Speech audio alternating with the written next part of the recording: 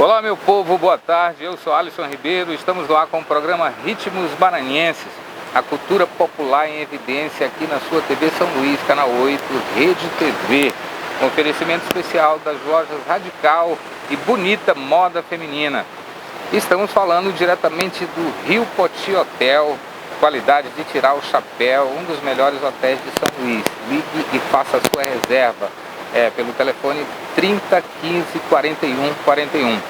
E hoje, no programa de hoje, eu tenho a imensa satisfação de conversar, bater um papo literário com o menestrel das artes e da literatura, o nosso querido Dr. Eulálio Figueiredo, ele que é poeta, compositor, escritor, membro da Academia Maranhense de Trovas, Academia Maranhense de Letras Jurídicas, professor universitário, o homem das letras e das artes. Poeta, seja bem-vindo ao programa mais uma vez. Que satisfação.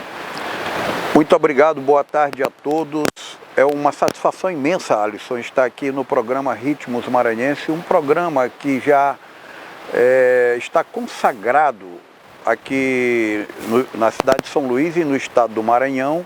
Já foi retransmitido, inclusive, para o Brasil inteiro, pelo programa da Mari Cardoso, Estou Chegando.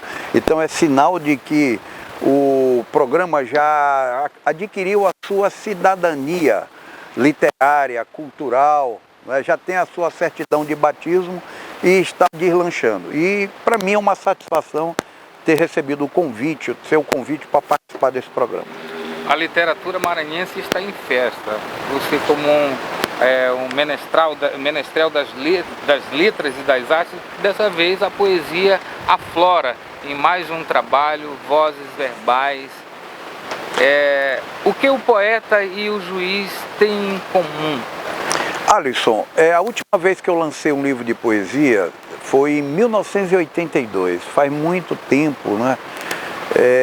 E então, no meio desse caminho, o poeta encontrou o juiz. Sim. E tanto o poeta como o juiz agem com sentimentos. Basta dizer, como eu sempre lembro, que a palavra sentença deriva do latim sententiae, que significa sentimento. Porque existe na literatura uma coisa chamada licença poética, liberdade poética, que você pode, inclusive, transgredir a norma culta. Você pode ser um poeta popular, como nós vemos muito aí com os cantadores de bumba-boi, que são poetas natos e que muitas vezes eles rimam, mas a rima ela não é coloquial, ela não vamos dizer assim, ortográfica, como manda a regra da língua portuguesa. E aí entra a licença poética. Exatamente, entra a liberdade poética, porque nós sabemos que também o que eles fazem é uma arte popular. Sim, verdade. E no seu sentir, o senhor tem diversas vertentes literárias. Dentro da poesia, o que alimenta os seus sonhos e fantasias como poeta? Olha, a observação. O poeta trabalha muito com a observação, o sentimento, porque o poeta consegue dizer muitas vezes o que algumas pessoas sentem e não consegue expor, esboçar, retratar no papel. Por isso é que quando muitas vezes você escuta uma música, você pode chorar, você pode se alegrar, você pode sentir medo, porque aquilo, você pode sentir saudade, porque aquilo ali é o retrato de um sentimento que está em você. Assim também na poesia escrita, né? Porque a poesia que o poeta profissional faz, ela pode ser musicada. E na verdade, muitos autores de músicas escrevem verdadeiras poesias, que pegam um arranjo, pega ali uma melodia, que fica uma coisa maravilhosa. E então, isso que o poeta consegue captar. Ele consegue captar os sonhos, a imaginação, os sentimentos, aquilo que um determinado ser humano experimentou na sua vida, mas que por não ter a habilidade com a escrita ou com a música, ou com outro gênero literário, ele não conseguiu colocar no papel. Expressar todo esse sentimento. Então, o Perfeitamente. poeta, por si só, ele já é um sofredor, ele tem um sofredor no bom sentido, ele tem uma sensibilidade mais aflorada, não é, poeta? E tem essa magia, como o senhor costuma falar, fala inclusive nesse novo trabalho, que o poeta e o mágico têm algo em comum, Explica pra gente, poeta.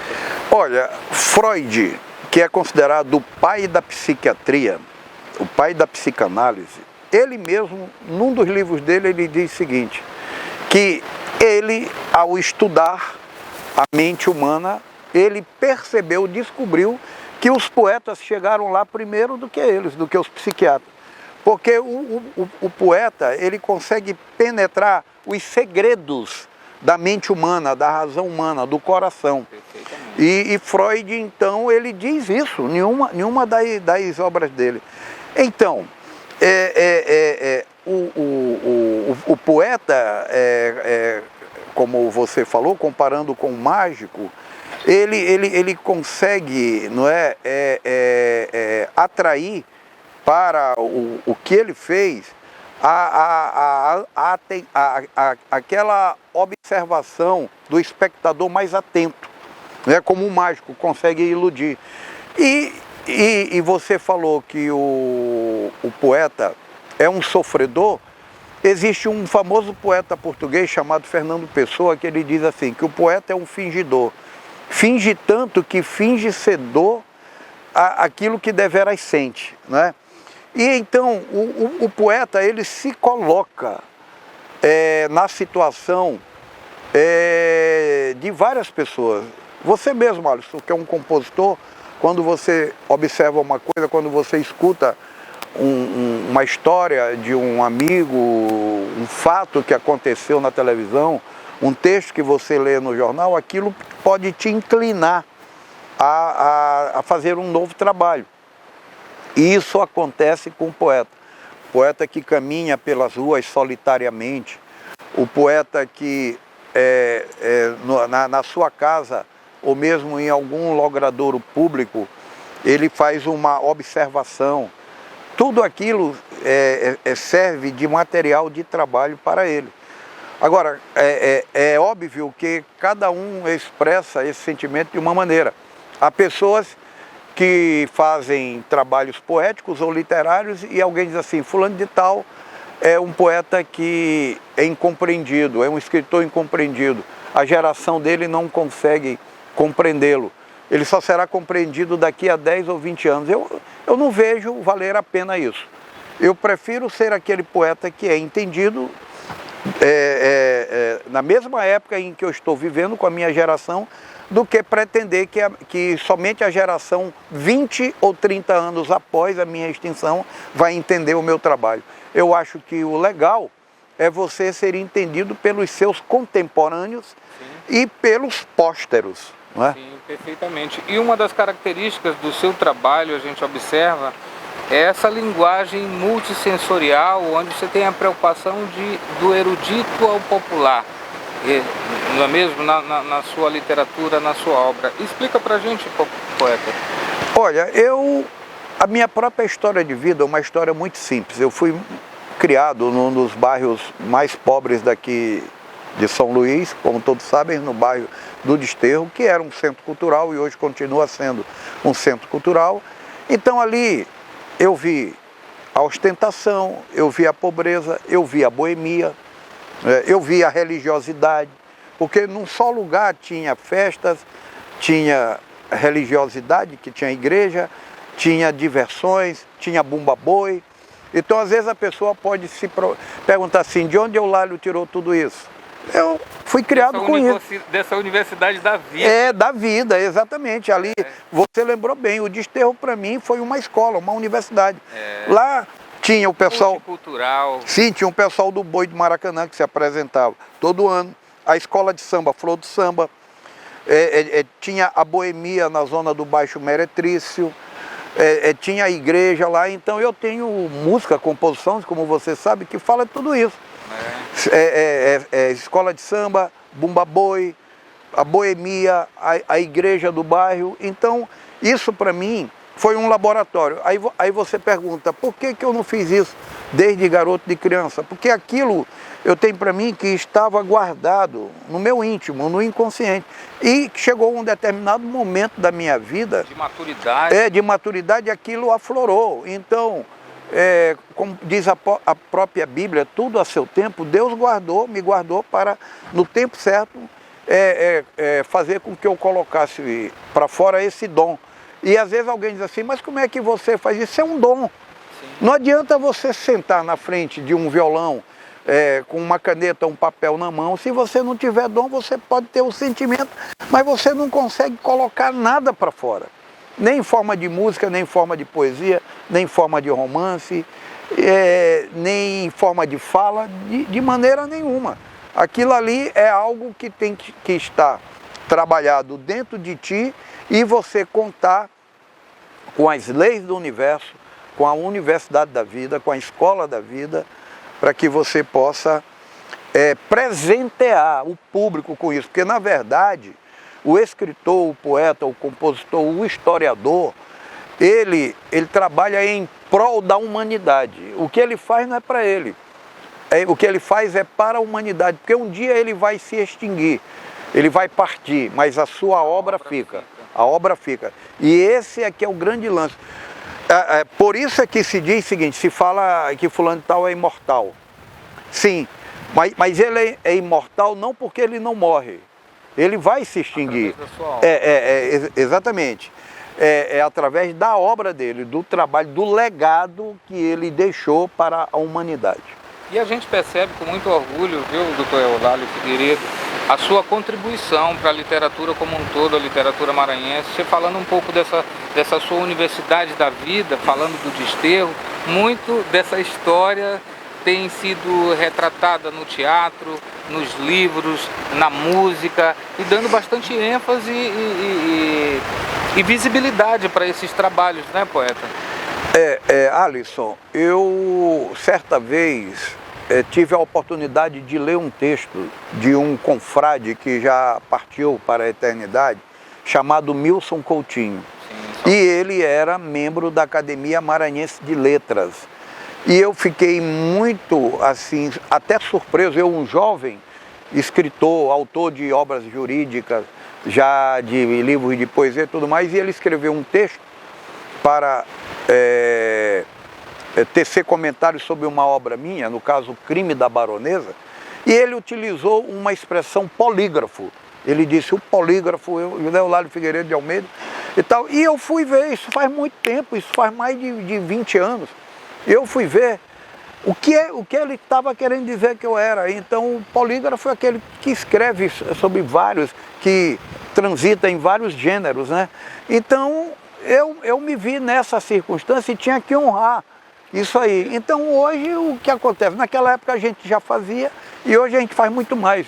Escrever obras da área do direito, da área da poesia, da literatura mesmo, da história, não é? Músicas, todos os gêneros musicais, marchinha de carnaval, bumba boi, samba, bolero, não é? O próprio samba das escolas de samba que a gente já fez, de enredo, etc. E o que vier a gente vai fazer. Colaborando bastante. Exatamente, o que vier nós vamos fazer, por quê? Porque isso às vezes não depende nem da gente, depende de Deus. Às vezes tu está sentado, tu está no local e vem aquela letra, vem aquela música que parece que é um ser supremo, sobrenatural que está mandando para ti. A coisa, tem hora que a gente faz a música assim, numa manhã ou em 30 minutos você faz aquela coisa, é rápido. Tem outras que demoram mais, elas chegam um pouco mais devagar, mas a gente consegue. Por quê? Porque isso aí muitas vezes não depende do poeta. Os antigos, os filósofos, os próprios poetas da antiguidade já diziam o seguinte: o poeta nasce feito, o orador se faz. Né? Então, quer dizer, uma coisa nata, é inerente ao ser humano. É isso aí. Algo interessante, falando das vozes verbais, esse novo trabalho que está maravilhoso. Algo que se observa também é que as artes se casam, e isso é um reflexo do seu trabalho, de você ser uma pessoa bem versátil dentro da literatura maranhense. O lançamento já foi um sucesso aqui no Rio Poti Hotel, a sociedade e os amantes da cultura, da literatura estiveram presentes. Foi um grande evento. Algo que eu observei que me chamou muito a atenção é que você conseguiu fazer no lançamento uma demonstração das suas artes, né? Você juntou, as artes se casam, você juntou o teatro, juntou a música e a literatura neste lançamento. Fala dessa ideia, poeta. Alisson, eu tenho uma característica nos meus lançamentos. Eu sempre gosto de presentear o convidado. Porque eu acho que não tem graça nenhuma você lançar um livro e chegar e vender o teu livro. É como se fosse uma mercadoria que você fez assim artificialmente. Então eu gosto de mostrar para o meu público a mensagem que tem naquela obra. Então todos os meus lançamentos na área da literatura, assim foi com Anatomia do Ser, Milésima Face, Vidas Profanas, nós fizemos uma teatralização, uma dramatização. E no lançamento de Vozes Verbais não foi diferente. Nós contratamos a companhia de teatro, Sol. Não me sinto jovem nem velho, sou atual como o Evangelho. No calendário das infinitas datas, que se prolongam insensatas, sempre fujo do espelho que nunca me deu conselho. Se me procuro entre letras e palavras que do mundo se tornaram escravas. Nós cantamos músicas em homenagem à minha esposa. Quando Deus chama a sua presença, ninguém sabe explicar. Só Ele sabe a hora certa que devemos viajar. E estamos aqui só de passagem. E nada sabemos dessa viagem. A saudade está comendo demais. Desde que partiste, que eu não tenho paz. A saudade está doendo demais. Desde que partiste, que eu não tenho paz. Que partiu recentemente este livro. Inclusive tem uma página aí que eu estou numa foto com ela. Inclusive tem poesias, tem poemas aqui no livro que são dedicados a ela. Então, no dia do lançamento eu cantei duas poesias de minha autoria em ritmo de samba. O meu parceiro Alisson Ribeiro não é autor da letra, mas cantou comigo porque ficaria difícil pela emoção eu cantar sozinho. Ele me ajudou e houve declamação de poesias, né? E houve, vamos dizer assim, uma verdadeira performance. E todos nós vimos que as pessoas que foram convidadas ao sabor de vinhos escolhidos com a configuração do evento, 2 vinhos, Bom Juiz e o outro chamado Sonho do Poeta, foram muito bem degustados pelos convidados, que ficaram, imagine os senhores, um lançamento que começou às 18 horas, as pessoas só foram embora meia-noite, entendeu? Eu fiquei ali autografando os livros até 11h30 e algumas pessoas ainda ficaram batendo foto comigo até meia-noite. Então foi uma noite agradabilíssima, como todas as noites que eu costumo fazer nos lançamentos do meu livro.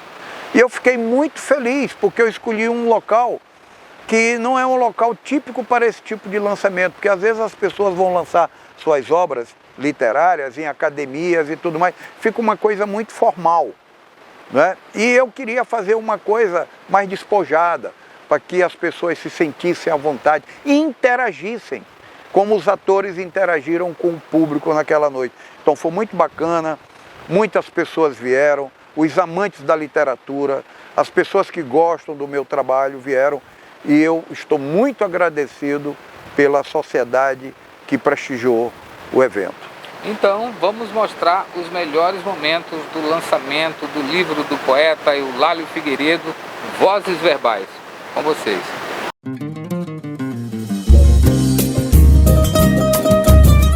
Quando o amor está gravado no coração, a saudade é infinita.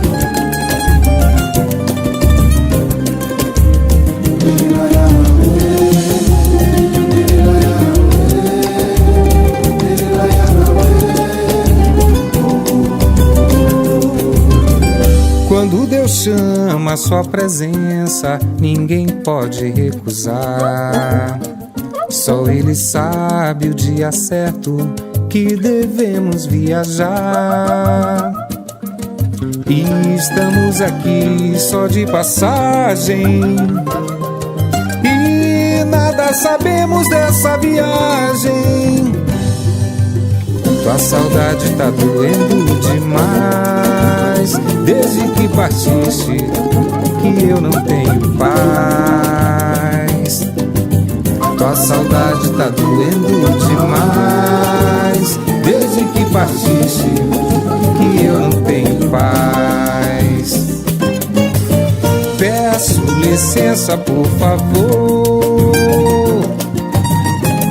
para falar da minha dor. O meu grande amor partiu e me deixou, agora só me resta a solidão.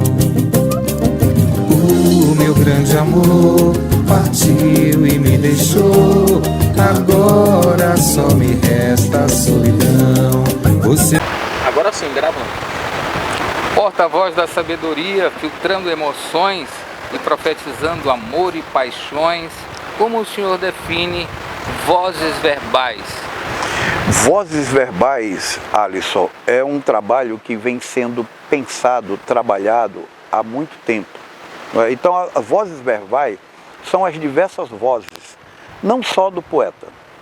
Como eu digo na própria nota do autor, numa frase de introdução, eu sou um operário do alfabeto, um operário das letras. O alfabeto é meu ponto de partida e de chegada. Certo? Então, vozes verbais são todas as letras de A a Z, ou em qualquer outra língua, as letras que podem ser usadas, que possam ser pronunciadas, transformadas em palavras, transformadas em escritos e que possam traduzir o sentimento humano, seja de qualquer nacionalidade, de qualquer origem, de qualquer etnia, não é? De qualquer tempo e de qualquer mundo, entendeu? Isso é vozes verbais e mais alguma coisa. Vozes verbais é algo que está preparado para a eternidade. Aliás, eu até acho que Vozes Verbais é um livro de poesias que em qualquer página que você abrir, você vai encontrar uma mensagem que vai te direcionar para algum tempo, para algum fato, para alguma lembrança, para algum detalhe da vida, da convivência humana. Então, Vozes Verbais é o resultado de um trabalho de um poeta bastante amadurecido, já bem traquejado, vamos dizer assim, nas letras da língua portuguesa e que pode ser traduzido para qualquer língua, porque o sentimento é universal. Ele trata de amor, ele trata de angústia, ele trata da morte, ele trata da alegria. Ele se diz verbo mesmo, não é? Verbo, é como suas múltiplas formas, exatamente, na visão do poeta. Exato, é como se fosse um oráculo de Deus. Perfeitamente. Falando de amor, há explícitas homenagens à sua saudosa e digna esposa, a doutora Marlourdes Tessa de Almeida, e realmente nos emociona. O poeta Vinícius de Moraes costumava dizer que um poeta só é grande se sofrer. Hoje o senhor sente isso na pele? Sim, e esse meu sofrimento, ele não foi um sofrimento de um dia, de uma semana, de um mês. Foi algo que a própria vida, no início para nós, não foi fácil. E quando nós pensávamos que estava tudo tranquilo, que nós tínhamos atingido, vamos dizer assim, a estabilidade financeira, a estabilidade emocional, surgiu a doença da minha esposa, e que durante mais de 2 anos a gente vinha administrando e sofrendo. E todo esse sentimento de sofrimento, eu procurei assimilar, e tanto que antes de eu concluir o livro, veio, infelizmente, a notícia da partida dela. E eu ainda consegui, antes do livro ser impresso, fazer 2 poemas para homenageá-la. Um deles chamado Último Adeus e o outro chamado Infinita Saudade. Nesses 2 poemas, eu procurei refletir a saudade, o sentimento, o agradecimento a Deus por ter colocado essa pessoa maravilhosa na minha vida, essa companheira de 45 anos. Alguém que para mim, se tornou inesquecível. Alguém que, pode-se dizer assim, é insubstituível. Né? O indivíduo, porque a palavra indivíduo vem de indivisível, que não pode ser dividido. Né? Então eu não posso, assim como eu não posso dividir essa dor, essa saudade com ninguém, porque ela é minha só. Né? Não é de mais ninguém. Tá? Então é como se eu dissesse assim: dou-te tudo o que quiseres, só não a dor, porque ela é minha só, de mais ninguém. Entendeu?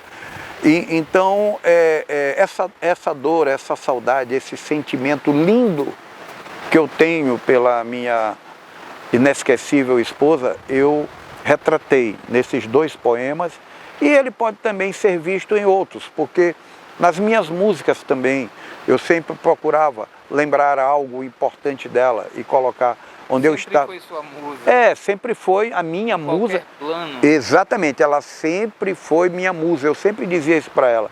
Tem até uma toada de Bumba Boi que eu disse, a certa altura, que se Deus quiser um dia no grande mar eu vou morar, com uma sereia vou me casar para nunca mais de lá voltar. Acho que você conhece essa passagem. E eu cheguei em casa com essa letra, que eu tinha caminhado na litorânea, e falei para ela: olha aqui o que eu fiz. Ela disse: essa não foi para mim, porque tu quer casar com uma sereia e tu vai dizer: não, é você. Aqui está, isso aqui é uma metáfora, está em sentido figurado. Essa sereia da qual eu falo em minhas letras é você, sempre será você, é a minha musa. Então, Alisson, eu agradeço a Deus por ter me emprestado essa mulher maravilhosa, porque nós estamos aqui só de passagem, né? E nada sabemos dessa viagem, né? Como eu digo no samba, infinita saudade, né? E aí, o que acontece? A saudade está doendo demais, né? Desde que partiste, que eu não sinto paz. Mas o tempo, com certeza, se encarregará de transformar essa saudade numa linda lembrança. E é isso que eu quero, lembrar sempre dela como uma pessoa digna, honrada, uma mulher que realmente foi a minha colaboradora, a minha cooperadora. Uma amiga mesmo, uma pessoa com a qual uma grande mulher. Eu podia contar, uma grande senhora, uma grande mulher. Razão e emoção. O poeta pretende conduzir o leitor, portanto, a diversas vozes verbais, segundo sua visão de poeta. Exatamente, exatamente. Agora, a visão do poeta pode ser também a visão do leitor, porque o leitor ele pode ficar à vontade para ele construir o seu roteiro dentro daquilo, porque muitas vezes a razão e a emoção, elas ficam disputando o melhor lugar de destaque, entendeu? E aí aí é que entra o chamado equilíbrio, para que você coloque a razão e a emoção no momento certo em que elas têm que entrar em cena. E aí a proposta do poeta, o verso, a poesia, é apenas uma proposta que o leitor escolherá qual será o melhor roteiro, entendeu? Qual será a melhor simbologia, não é? Porque as palavras são símbolos com os quais os escritores conseguem jogar muito bem. para mexer com o inconsciente humano. E o livro está maravilhoso. Poeta, onde encontrar Vozes Verbais? Você aí, telespectador, que quer adquirir essa obra maravilhosa do poeta Eulalio Figueiredo. Em 2 lugares, com o próprio autor ou na livraria Amei, no São Luís Shopping. Tá? O valor é apenas para cobrir os custos, porque o maior valor do livro mesmo é o seu conteúdo cultural. Poeta Eulalio Figueiredo, muitíssimo obrigado por sua participação aqui nos Ritmos Maranhenses, nos dando mais esse presente para a cultura maranhense, mais esse registro maravilhoso, Vozes Verbais. Vale a pena beber dessa fonte. E com suas considerações, poeta. Eu agradeço, Alisson, a oportunidade que você me deu de participar aqui desse consagrado programa Ritmos Maranhenses, que tem um cunho cultural muito amplo e abrangente. E também agradeço a todas as pessoas que compareceram ao lançamento do livro e aquelas que se interessarem pela aquisição, informando logo a todos que quem quiser o autógrafo eu me disponibilizo. É só adquirir o livro ou comigo ou na livraria Amei que eu darei o autógrafo, no caso uma dedicatória. Eu agradeço imensamente, Alisson. Eu que agradeço, meu poeta. O poeta não cala, a poesia não cala jamais e tem coisas aí pela frente, tem novidade. Obrigado, poeta Eulalio Figueiredo. Eu que agradeço. Valeu, gente.